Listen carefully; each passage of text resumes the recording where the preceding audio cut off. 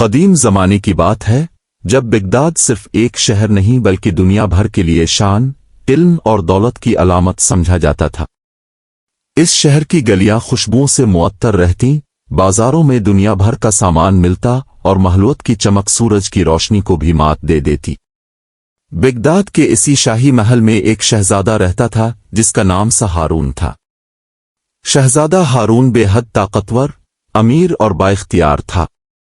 اس کے ایک اشارے پر وزراء کانپتے اور درباری سر جھکا لیتے، مگر اس سب کے باوجود اس کے دل میں ایک خطرناک بیماری پل رہی تھی، غرور۔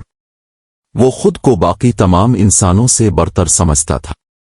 اسے یقین تھا کہ دنیا میں کوئی ایسی چیز نہیں جسے اس کی دولت اور طاقت نہ خرید سکے، حتیٰ کہ انسانوں کے دل اور ضمیر بھی۔ ایک دن شہزادہ شکار کے شوق میں جنگل کی طرف روانہ ہوا۔ اس کے ساتھ گھڑ سوار، محافظ اور شکاری کتے تھے، مگر کچھ فاصلے پر جا کر اس نے سب کو پیچھے رہنے کا حکم دیا۔ وہ تنہا فطرت کی خاموشی میں آگے بڑھنا چاہتا تھا۔ جنگل میں عجیب سکون تھا۔ درختوں کی سرسراہٹ، پرندوں کی آوازیں اور ٹھنڈی ہوا ایک الگ ہی دنیا کا احساس دے رہی تھیں۔ اچانک اس سکون کو کلہاڑی کی ٹک ٹک نے توڑ دیا۔ شہزادہ چونک پڑا، آواز کی سمت بڑھا تو دیکھا کہ ایک بوڑھا لکڑہارا، کمزور جسم مگر مضبوط ارادے کے ساتھ لکڑیاں کاٹ رہا ہے۔ اس کا نام عبداللہ تھا۔ پسینے سے شرابور، پھٹے پرانے کپڑوں میں ملبوس، مگر چہرے پر عجیب سا اطمینان تھا۔ شہزادہ ہارون کو یہ منظر ناگوار گزرا۔ اس نے گھوڑا روکا اور غرور سے بولا، اے بوڑھے، فوراً راستہ خالی کرو۔ کیا تم نہیں جانتے کہ بغداد کا شہزادہ یہاں سے گزر رہا ہے؟ عبداللہ گھبرا گیا۔ اس نے فوراً کلہاڑی زمین پر رکھی، سر جھکایا اور ادب سے سلام کیا، مگر شہزادہ صرف سلام پر راضی نہیں تھا، وہ اپنی برتری جتلانا چاہتا تھا۔ اسی لمحے جھاڑیوں کے پیچھے سے ایک نوجوان لڑکی نمودار ہوئی۔ اس کے ہاتھ میں کپڑے میں بندھا ہوا کھانا تھا۔ وہ عائشہ تھی، عبداللہ کی بیٹی۔ سادہ لباس، مگر آنکھوں میں غیر معمولی اعتماد اور ذہانت کی چمک تھی۔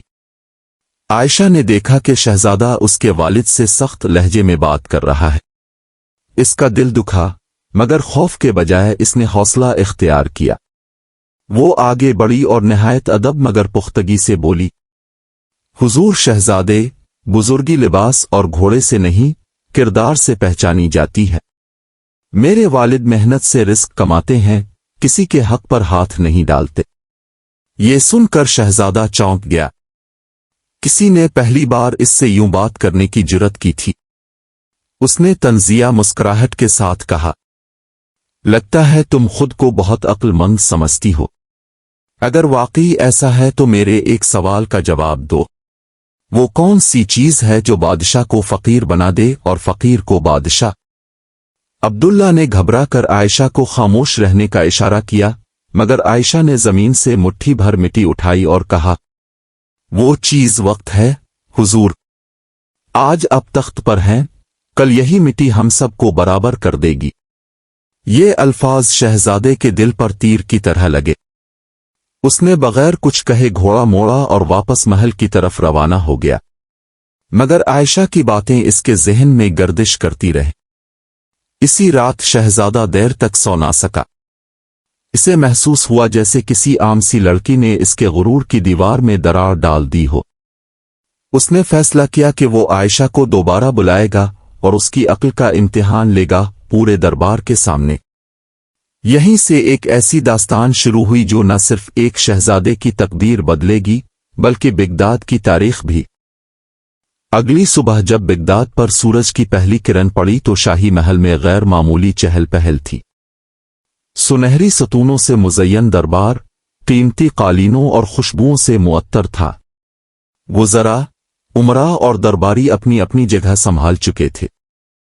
سب کے دلوں میں تجسس تھا کہ آخر آج شہزادہ ہارون نے کس مقصد کے لیے یہ خاص دربار طلب کیا ہے۔ ادھر جنگل کے کنارے واقع ایک چھوٹی سی جھونپڑی میں عبداللہ بے چینی سے ٹہل رہا تھا۔ شاہی سپاہی صبح سویرے اس کے دروازے پر پہنچے تھے اور حکم دیا تھا कि वो अपनी बेटी आयशा के साथ फौरन महल चले। अब्दुल्ला का दिल जोर जोर से धड़क रहा था। इसे यकीन हो चला था कि कल जंगल में होने वाली बातों की सजा मिलने वाली है, मगर आयशा बिल्कुल पुरसुकून थी। उसने अपने वालिद का हाथ थामा और नरमी से कहा, अबुआ, खौफ की कोई बात नहीं। सच कभी इंसान को रुसवा नहीं करता। अल्लाह हमारे साथ है। जब वो दोनों महल पहुंचे तो लोगों की नजरें उन पर जिम गईं। किसी को यकीन नहीं आ रहा था कि एक गरीब लकड़हारा और उसकी बेटी शाही दरबार में बुलाए गए। अब्दुल्ला के कदम लड़खड़ा रहे थे, मगर आयशा का सर बुलंद था। दरबार में दाखिल होते ही शहजादा हारून ने उन पर नजर डाली। इसके चेहरे पर हल्की सी मुस्कुराहट थी, मगर आंखों में इम्तिहान की चमक। उसने बुलंद आवाज में कहा, कल जंगल में तुमने बड़ी बेखूफी से बात की थी, लड़की। आज देखते हैं कि दरबार के दबाव में भी तुम्हारी अक्ल साथ देती है या नहीं। फिर इसने हाथ के इशारे से एक खादिम को बुलाया। खादिम 2 खूबसूरत गमले लेकर आया। दोनों में एक जैसे रंग बरंगे फूल खिले थे।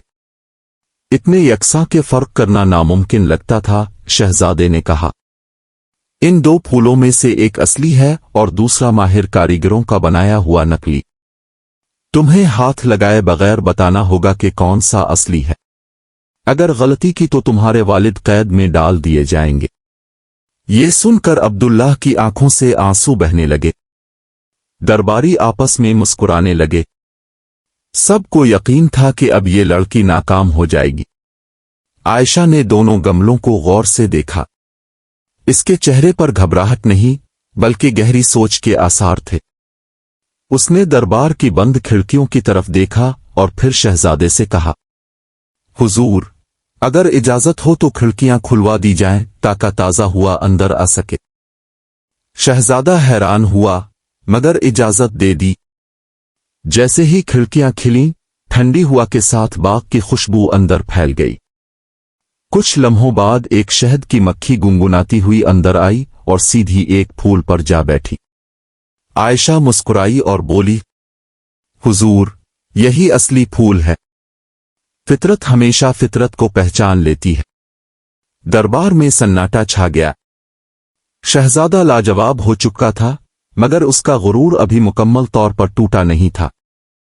इसी दिन शाम को शहजादे ने ऐलान किया, आज रात महल में शाही दावत होगी और ये दोनों हमारे खास मेहमान होंगे। अब्दुल्ला घबरा गया। वो शाही आदाब से नावाकिफ था, मगर आयशा ने दावत कबूल कर ली। शाम ढलते ही महल चरागा से जगमगा उठा। जब आयशा और अब्दुल्ला सादा और पुराने कपड़ों में महल के दरवाजे पर पहुंचे तो पहरेदारों ने उन्हें रोक लिया। ये शाही दावत है, फकीरों की जगह नहीं। शोर सुनकर एक वजीर आगे आया और उन्हें अंदर ले गया, मगर अंदर दाखिल होते ही दरबारी हिकारत से देखने लगे। जब खाना पेश किया गया तो सब ने चमचे उठाए, मगर आयशा ने सालन अपने दोपट्टे पर डालना शुरू कर दिया और बोली, खाओ ये कपड़ों, आज इज्जत तुम्हारी है, हमारी नहीं। पूरा दरबार साकित हो गया। शहजादा गुस्से से खड़ा हुआ, मगर आयशा ने पुरसुकून लहजे में कहा, दरवाजे पर हमें कपड़ों की वजह से रोका गया, अंदर कपड़ों की वजह से ताने मिले। अगर इज्जत लिबास की है तो दावत भी लिबास के लिए होनी चाहिए। ये अल्फाज शहजादे के दिल में उतर गए। पहली बार उसने महसूस किया कि असल अजमत क्या होती है। मगर अभी आखिरी इम्तिहान बाकी था, ऐसा इम्तिहान जो नामुमकिन समझा जाता था। और यही इम्तिहान आने वाले हिस्से में तकदीर का रुख बदलने वाला था। शाही दावत की वो रात गुजर तो गई, मगर शहजादा हारून के दिल में एक अजीब बेचैनी छोड़ गई। आयशा ने इसके सामने न सिर्फ दरबार बल्कि इसकी सोच को भी आईना दिखा दिया था। वो मान चुका था कि ये लड़की आम नहीं, मगर उसका शाही गुरूर अभी पूरी तरह दफन नहीं हुआ था। वो खुद को मुकम्मल शिकस्त खुर्दा तस्लीम करने के लिए तैयार न था।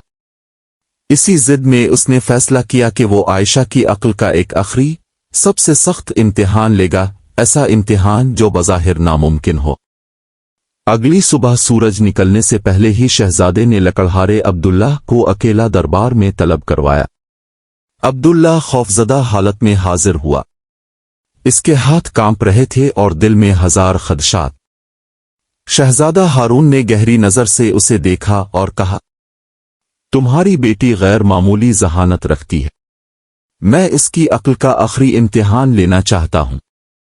अगर वो इसमें भी कामयाब हो गई तो मैं इसे अपनी मलिका बनाने का ऐलान करूंगा, और अगर नाकाम रही तो तुम दोनों को बिगदाद हमेशा के लिए छोड़ना होगा। ये सुनकर अब्दुल्लाह के कदमों तले जमीन निकल गई। मगर इससे पहले कि वो कुछ कहता, शहजादे ने शर्त सुना दी। कल वो दरबार में इस हाल में आए कि ना सवार हो, ना पैदल हो, ना मुकम्मल लिबास में हो, ना नंगी हो, ना कोई तोहफा लाए, ना खाली हाथ आए। ये सुनकर अब्दुल्लाह पर जैसे बिजली गिर पड़ी। वो बार बार यही सोचता रहा कि ये कैसा इम्तिहान है, ये तो इंसानी अक्ल से बाहर है। वो रोता हुआ घर वापस आया और आयशा को सारी बात बताई। अब्दुल्लाह ने आह भरते हुए कहा, बेटी, अब हमें शहर छोड़ने की तैयारी करनी चाहिए। ये शर्त पूरी होना नामुमकिन है। मगर आयशा के चेहरे पर खौफ के बजाय हल्की सी मुस्कुराहट आ गई। उसने नरमी से कहा, अबुआ, फिक्र ना करें। ये इम्तिहान अक्ल का है, ताकत का नहीं, और अक्ल हमेशा रास्ता निकाल लेती है। वो सारी रात सोचती रही, कभी खामोशी से, कभी मुस्कुराकर। फिर इसने तैयारी शुरू की। उसने एक पुराना मछली पकड़ने का जाल निकाला, पड़ोसी से एक बिक्री उधार ली और एक जिंदा कबूतर अपने हाथ में थाम लिया।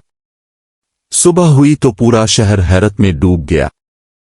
आयशा ने अपने जिस्म पर वो जाल लपेट लिया था। इस तरह वो नामुकम्मल नंगी थी और नामुकम्मल लिबास में। फिर वो बिक्री पर सवार हुई, मगर एक पांव जमीन पर रखा। यूं वो नामुकम्मल सवार थी और ना पैदल।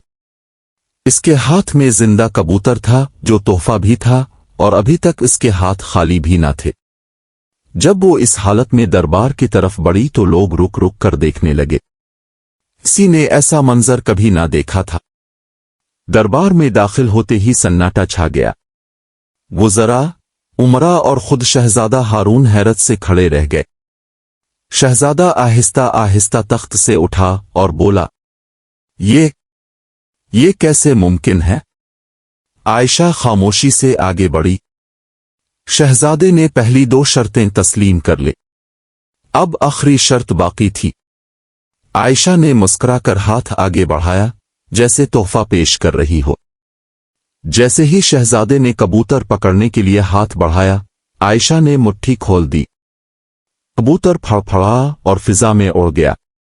आयशा ने खाली हाथ दिखाते हुए कहा, हुजूर, मैं तोहफा लेकर आई थी, मगर अब मेरे हाथ खाली हैं। शहजादा हारून चंद लम्हे खामोश रहा, फिर जोर से हंस पड़ा। इसकी हंसी में गुरूर नहीं, एतराफ था। मैं हार मानता हूं, आयशा। तुमने न सिर्फ मेरी शर्तें पूरी की बल्कि मेरी आंखें भी खोल दे। इसी दिन इसने आयशा से निकाह की पेशकश की। आयशा ने कबूल तो कर लिया, मगर एक शर्त के साथ। अगर कभी अब गुस्से में मुझे महल छोड़ने का हुक्म दे तो मुझे हक होगा कि मैं अपनी पसंद की एक कीमती चीज साथ ले जा सकूं। शहजादा हंसा और शर्त मान ली। वक्त गुजरा। कुछ बरस बाद शहजादे का पुराना गुरूर एक बार फिर सर उठाने लगा। एक दिन गुस्से में उसने आयशा को महल छोड़ने का हुक्म दे दिया। आयशा ने सुकून से कहा, जैसा अब चाहिए, मगर आज आखिरी रात साथ खाना खा लीजिए। रात को उसने शरबत में नींद की दवा मिला दी। शहजादा सो गया।